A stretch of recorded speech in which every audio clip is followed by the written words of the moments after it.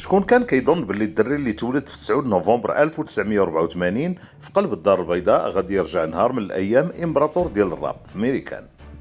هذا سميتو كريم خربوش، الدري اللي كبر في المغرب وخرج يقلب على الحلم الامريكي وهو ما عرفش باللي الطريق غتكون كحله ومفروشه بالشوك.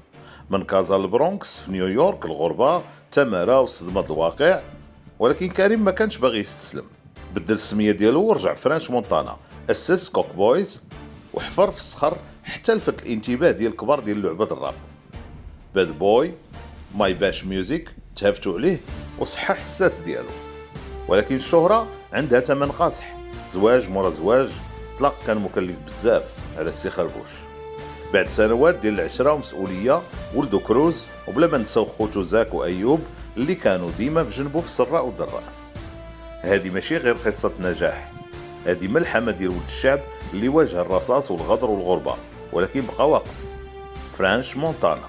لا تنسوا الاشتراك في القناة وتفعيل جرس الإنذارات ليصلكم كل جديد.